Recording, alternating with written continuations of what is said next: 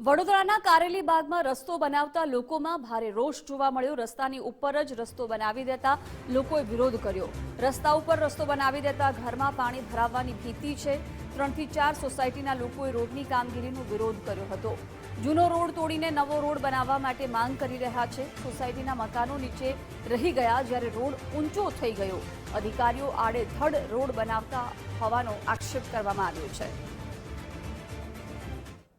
એટલી ખબર પડવી જોઈએ કે ભાઈ આપને જ્યારે ઉપરનું કામ કરે તો પહેલાં નીચે શું તકલીફ છે એને દૂર કરો કે જેથી કરીને આપને ઉપર કરેલું કામ એટલીસ્ટ 20 થી 25 વર્ષ સુધી ટકે।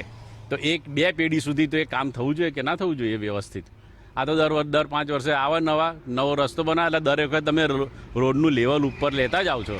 આ રોડ અત્યારે 1 ફૂટ નીચે હતો અમારો, એની જગ્યા અત્યારે આ 6 ઇંચ ઉપર આવી ગયો છે રસ્તો। ચોમાસામાં પાણી ભરાય અને લેવલ એનું ઊંચું બનાવ્યું છે।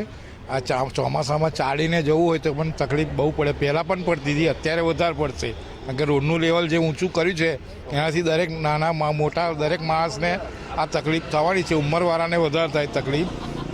એટલે આ રોડનું લેવલ જે છે એ જે મેન્ટેન વ્યવસ્થિત થવું જોઈએ, લેવલ બહુ ઊંચું છે। જે રોડ બનાવ્યો ત્યાં સોસાયટીના દરેક સોસાયટીની ગલી પાસે આપણે કેચપીટનો ક્રોસિંગ કર્યા છે। એના પછી આપણે રોડનું કાર્પેટિંગનું કામ ચાલુ કર્યું છે।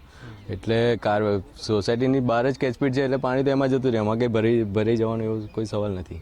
ચોમાસામાં જે લોકોને ડર છે કે પાણી ના, એમાં સોસાયટીમાં કેચપીટ આપણે મૂકેલી જ છે તો એમાં કેચપીટમાંથી પાણી જતું જ રહેવાનું છે। એ ટાઈમે રજૂઆત કરી હતી અને એ કારણે જ આ કામ બંધ થયું છે, પણ એ પછી એ લોકો કોઈ કામગીરી કરવા આવ્યા નથી। અમે એ જ રજૂઆત કરી હતી કે અમને આ લેવલ છે એ વધારે પડતું છે, એટલે અમને લેવલ છે ને અમારે જે આ રોડ લેવલ છે એ લેવલમાં જ જોઈએ છે અમારા સોસાયટીના, પણ આ એના કરતાં ઉપર જતું રહ્યું છે। અમે એ ટાઈમે બી રજૂઆત કરી હતી એમને, પણ કોઈ સાંભળી નહીં અને એમની રીતે કરીને જતા રહ્યા છે। વડોદરા શહેરમાં અનેક જગ્યાએ રોડ બનાવવાની માંગ છે, તેમ છતાં પણ જે રોડ છે તે નથી બનતા અને જ્યાં જરૂર નથી ત્યાં કોર્પોરેશનના જે સત્તાધીશો અને જે અધિકારીઓ છે તેમના દ્વારા રોડ બનાવી દેવામાં આવે છે।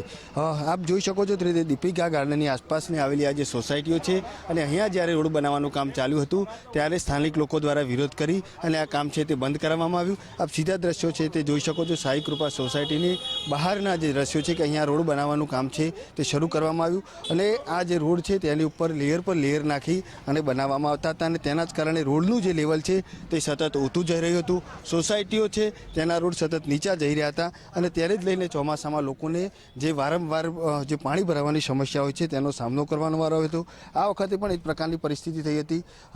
રોડ બનાવવાની કામગીરીને આખરે સ્થાનિકો દ્વારા અટકાવવામાં આવી છે, રોડનું કામ પણ બંધ કરવામાં આવ્યું છે। આપ જોઈ શકો છો તે રીતે હાલ આ જે રોડ છે તેનું લેવલ સીધું જે સોસાયટીનો રોડ છે તેનું નીચું દેખાઈ રહ્યું છે અને તેને જ લઈને સ્થાનિકો દ્વારા પણ વિરોધ કરવામાં આવ્યો હતો। આખરે આ રોડ છે તેનું કામ બંધ કરાવવામાં આવ્યું છે, ત્યારે હવે આ જે ખર્ચ છે તે કોના માથે નાખવામાં આવે છે તે તો આગામી સમયમાં જ ખબર પડશે, પરંતુ હાલ સતત કોર્પોરેશનના આ પ્રકારના અડધળ વહીવટ માટે જાણીતું છે।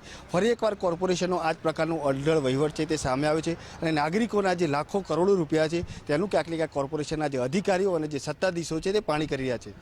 કેમેરામેન ડીકે સોલંકી સાથે અલ્પેશ સુથાર, ગુજરાત ફર્સ્ટ, વડોદરા।